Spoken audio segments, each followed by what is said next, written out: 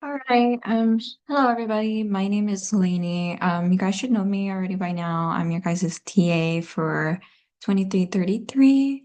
And I just wanted to make a couple of videos for you guys in preparation for your exam you have next week. That should be on the 25th for both sections, 9:30 a.m. for section 1, and then 12:30 for section 5, I believe. So, you should have seen your professor make an announcement, and I'll show it right here. Um, yeah, of course, the date and time will be there for your section, but your exam will cover computer number systems, computing floating point operations, and computer architecture organization. So in this first video that I'm going to make for you guys, I'm just going to be going over computer number system. And that's just signed conversions, unsigned conversions, and then of course signed and unsigned arithmetic. So I'll go over that in this video. I'll probably break it up into multiple parts, depending on how long it'll take.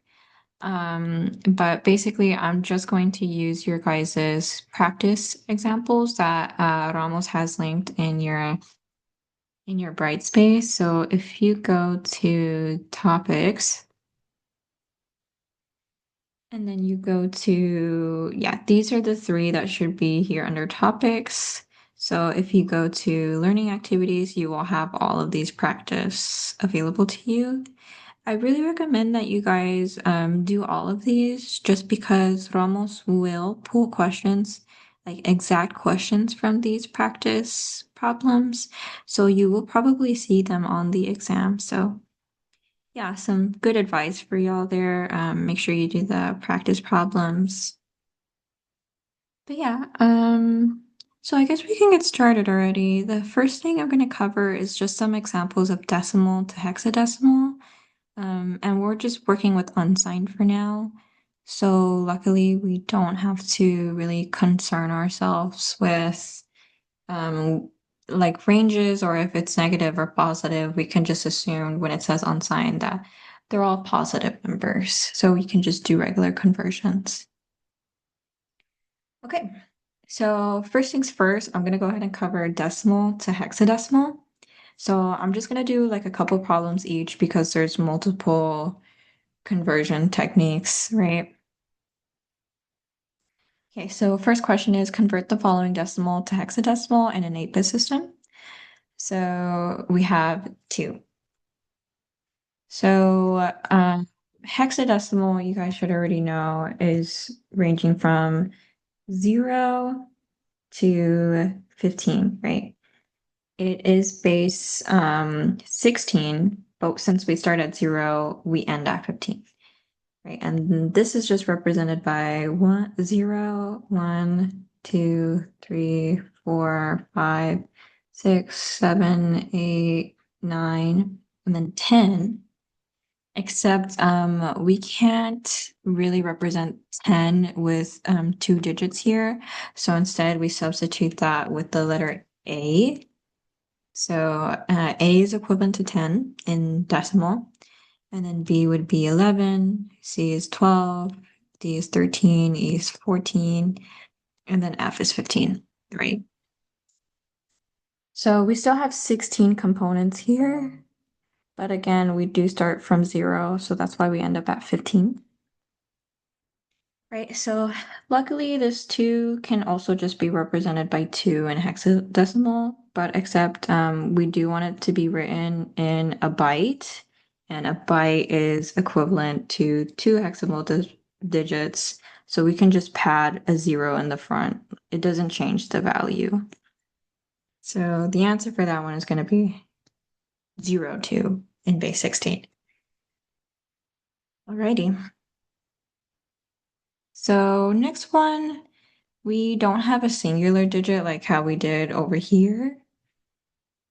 We have 2 digits here. So what you can do in this case is do the division method if you have a decimal. So you divide your decimal by the base you want to convert it to. In this case, we want to convert it to base 16, which is hexadecimal, right? So 16 goes into 25 just the one time. And then 25 minus 16, I believe that should be, let me see, should be 9, right? And then now we're gonna take our top, I believe it's quotient. I don't remember what the term is, but we'll take the top number that we get and we're gonna divide it, sorry, by, we're still sticking with the same base, which is 16. So 16 doesn't go into 1, so we get a 0, and that's our remainder. So once we get that 0, we can stop, right? Because if we were to just keep dividing by the quotient, well, we only will ever get 0 over and over again, right? So that's where we can stop.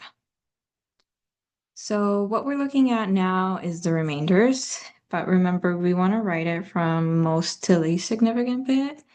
So the most significant bit is going to be on the right side. So that's going to be 1. And then the least significant is going to be on the left side, which is 9.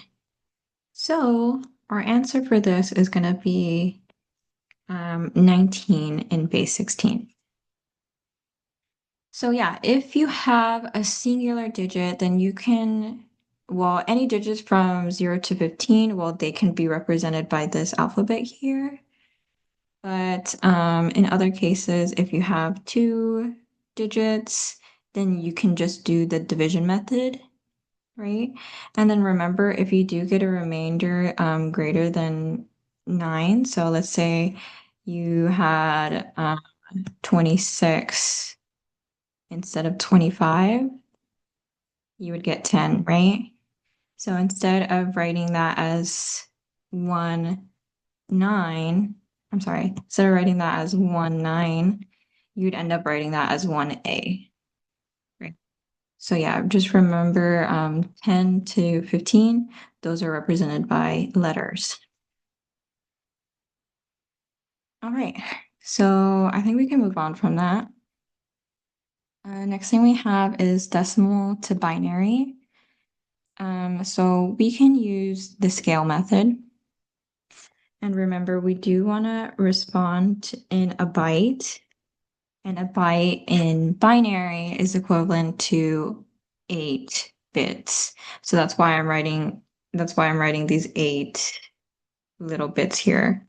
So those are going to be my kind of placeholders, right? And depending on its position, this is what it's represented by. So the first place is going to be 2 to the power of 0, and then next we'll have 2 to the power of 1, 2 to the power of 2, 2 to the power of 3, 4, 5, 6, and then 7, right? 2 to the power of 1, I'm sorry, 2 to the power of 0 is the equivalent of saying just 1. Remember, because anything to the power of 0 is 1. To the power of 1 would be 2. To the power of 2 would be 4. And this is just the same thing as taking the last number and doubling it. So 2 doubles to 4, 4 will double to 8, and then 16, 32, 64, and 128, right? So the reason why I'm writing this is because I basically just want to put ones in the places to where if I add these number up, it'll be equivalent to 5, the number I'm getting over here, right?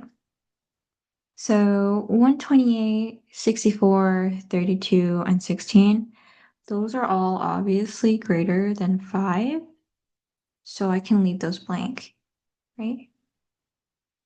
8 is greater than 5, so I can also leave that blank. 4 is less than 5, so I'm going to put a 1 there. So the next place we have is 2. So if I were to add 4 and 2, I would get 6. And that's already over 5. So I'm going to go ahead and leave that one blank. And then finally, this is the ones place. So that would be the same as saying 4 plus 1, which does equal 5, right? So now this is going to be my answer.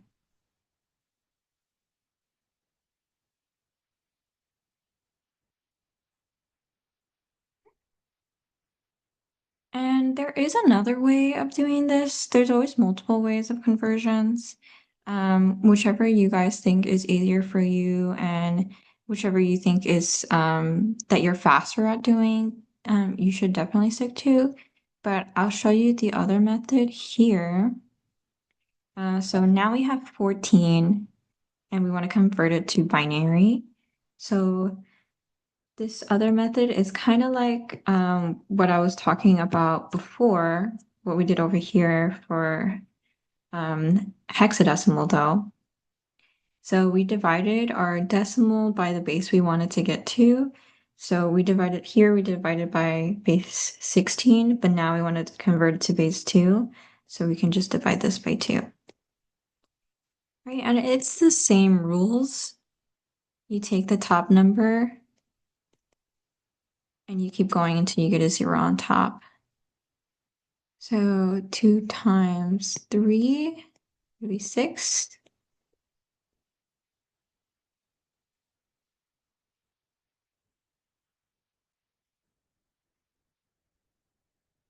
And now we got a 0 here, so we can stop. Right?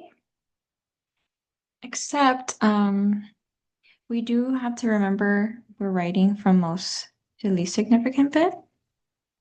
So this is going to be 1, 1, 1, 0. And then we want it to equivalent to a byte. So we're just going to pad the remainder with zeros because that doesn't change the value. So this is your answer here. And if you kind of apply this method over here, we can double check. So this would be the same as saying 2 to the power of 3 plus 2 to the power of 2 plus 2 to the power of 1, which of course is 8 plus 4 plus 2, which is also 14. So yeah, that's that one. So basically, yeah, that's decimal to binary. Super, super easy. I believe that converting anything to decimal from decimal is super easy. So we'll get into a little bit more complicated things. Let's go ahead and do hex to decimal. And I'm just gonna pull up an example over here on the side because I don't have it prepared.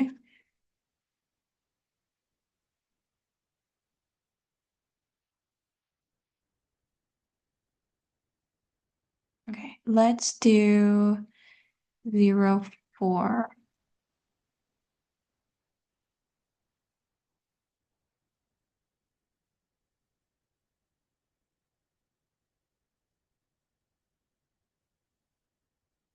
Well, this one's super easy since it's just the one digit. We can kind of apply the same rule here, but backwards. We said that 0, 2 is equivalent to 2. So 0, 4 is also going to be the same thing as just 4. So this one's super easy. Since it's a single digit, it can just be represented by the number 4.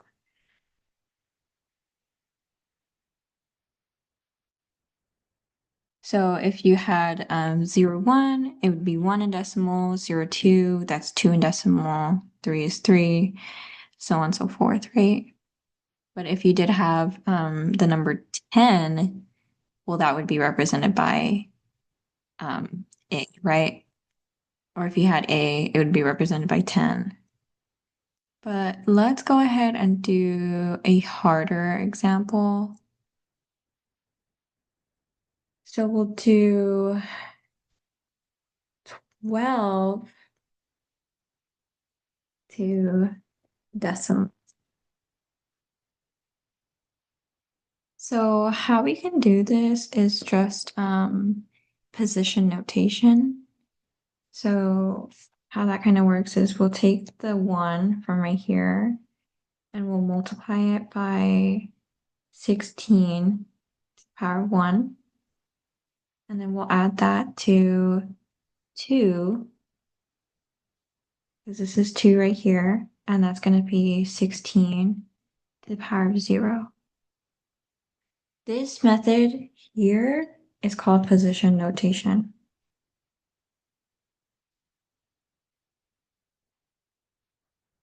Sorry, my pen like messes up sometimes and it starts writing all funky. But anyways, the reason why I have this here and this here is because this is the places here. You remember how when I had binary, this was 2 to the power of 0, to the power of 1, to the power of 2, to the power of 3? Well, the same can be applied here, but except we're working with a different base. That's base 16. So anything in this place is going to be 16 to the power of 0. Anything in this place is going to be 16 to the power of 1, right? So I'm just taking this and I'm multiplying it by the position, right?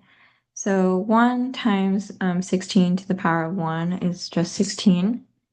Because 16 to the power of 1 is 16. And then I'm going to add that to 2 to the power, 2 times 16 to the power of 0. Remember, anything to the power of 0 is simply 1.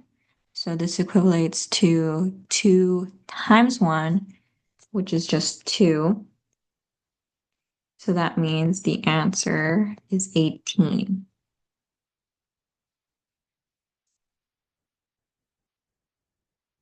Yep. And that's it. Maybe we should do another example of that. Let me find a good one. Okay, this one's good. So the next one I'll do is 1e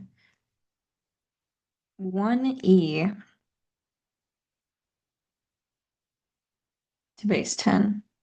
Oh, 18 here. So same thing, we'll do position notation. This will be 1 times 16 to the power of 1 again. And then this one we have e. E times 16 to the power of 0. So remember, like I said up here, these letters are representing double digits all the way up to 15.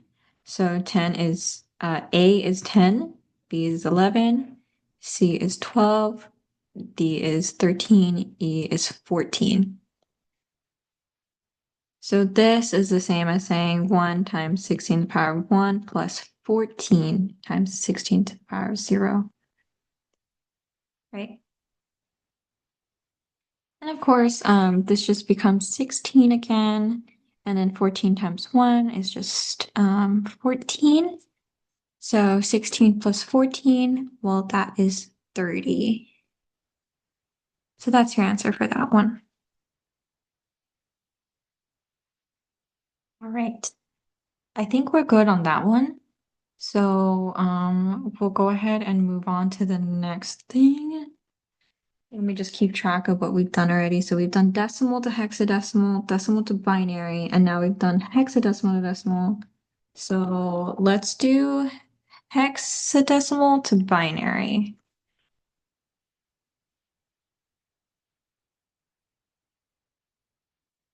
And please like message me, you guys, on Discord if you want me to send these notes over. I do have notes from a notebook too, if you guys want to study the material as well. Yeah, please don't be afraid to message me or anything like that. Let me just go ahead and find some examples really quick.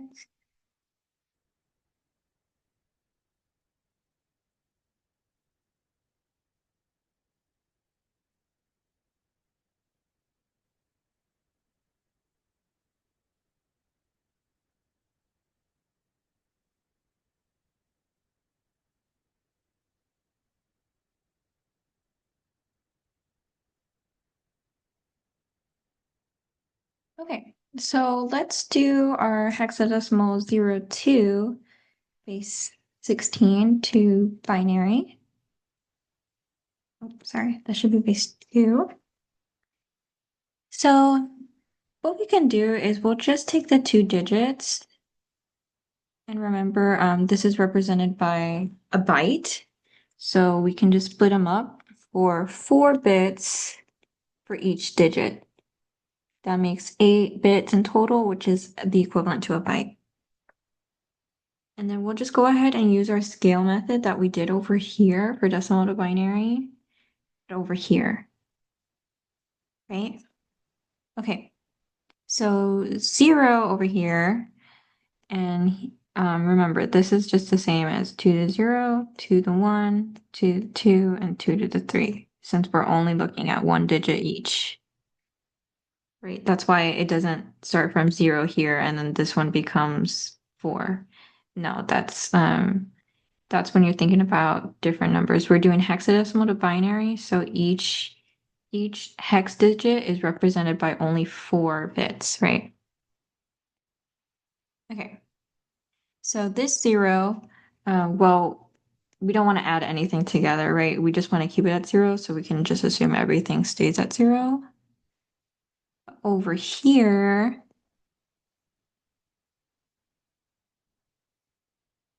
we want 2 to be represented, so that would just be this right here. So that is equivalent to 2, right? Because 2 to the power of 1 is just 2. So we can leave everything else blank.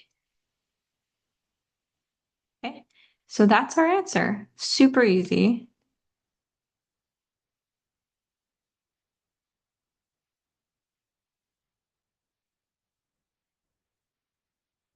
Okay, and let's do a different example for this one too, but pretty much that's all you need to do for hexadecimal to binary. You just take the 2 digits and then convert each singular digit into binary using the scale method.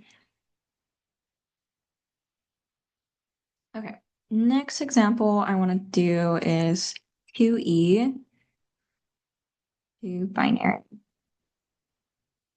Okay, so again, we'll just separate those 2 digits.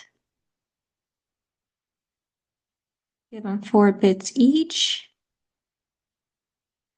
And remember in our previous example, we said that E is 14. So we want this to be represented by 14. So let's do 8 first. So now we have 8. 8 plus 4 would be 12. And then plus 2, that's 14. So we can leave 1 blank. Okay, and then 2, we already said over here is just 0, 0, 1, 0. Remember, because this is 1, 2, 4, and then 8. And that's our answer for that.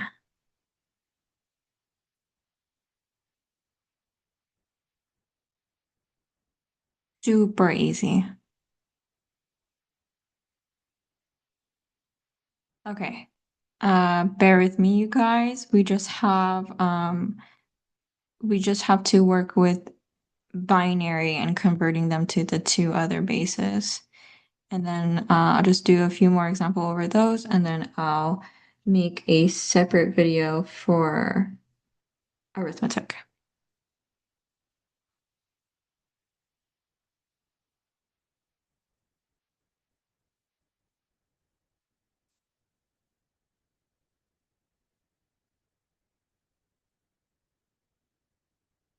We'll do binary to decimal.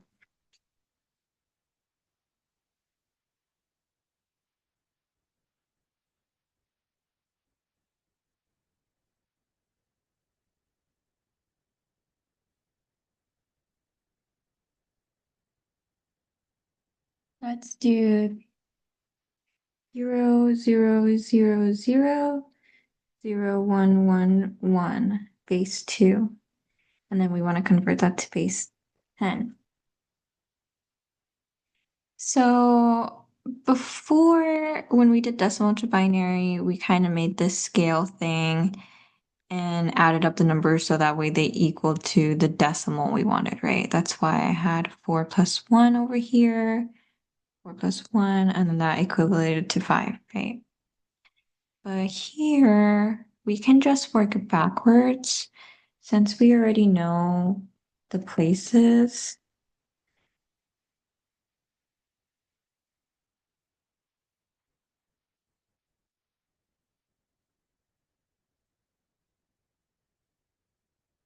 We can kind of just add these numbers up together.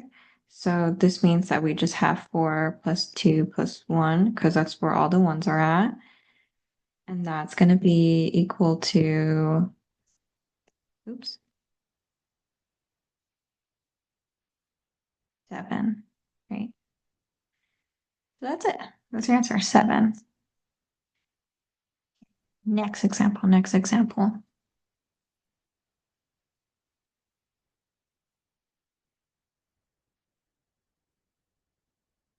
And do a harder one for you guys.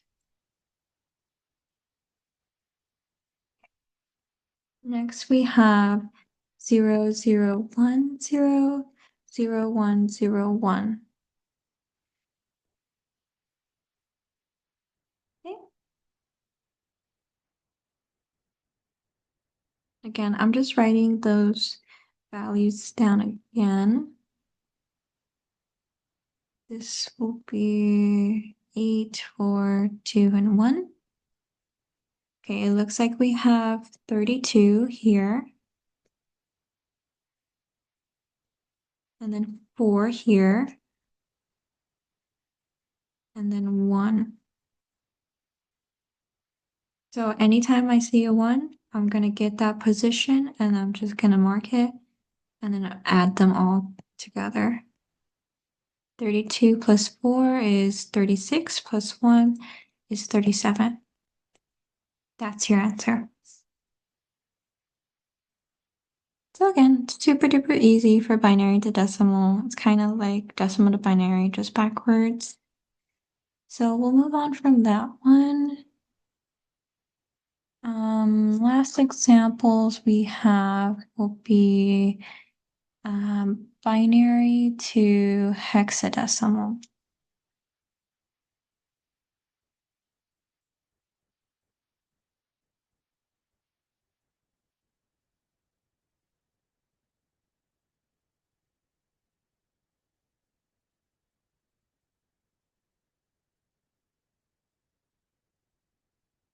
So let's start off with 0, 0, 0, 0, and then 0, 1, 1, 1.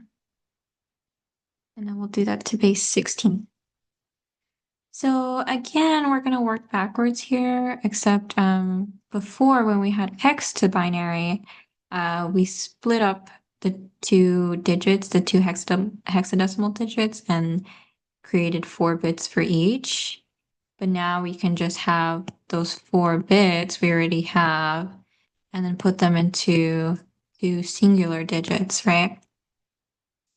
So this is the equivalent of 0 in hexadecimal. We should all know that. 0 is the same in hexadecimal, same in binary, same in decimal, right? It's all just 0. So yeah, this is the same as saying like 8 plus 4 plus 2 plus 1, except none of these are ones. So we don't actually add anything, right? Okay. Here is different though, since we do have the ones. So this would be the same as saying 4 plus 2 plus 1, which is 7. So that's it. Your answer for that one is 0, 7, or you can still write it as 7. Both are acceptable.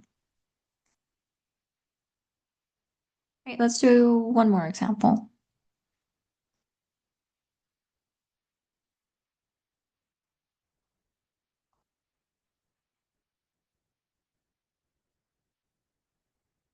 Let's do 0, 0, 0, 1, 1, 1, 0, 0. Again, we'll split those up. Oops. So this is the same as saying 1, and since this is in the ones place, so this one becomes just 1. And then this is 8 plus 4. 8 plus 4 is 12. And remember how we said before over here, 12 is the same as C. So instead of writing 12, this becomes 1C. That's the answer. So yeah, that is everything for unsigned conversions. Stay tuned for the next video, which will be arithmetic. And you know what? I'll do both signed and unsigned arithmetic, so that way it's a good video. Yeah, thank you guys.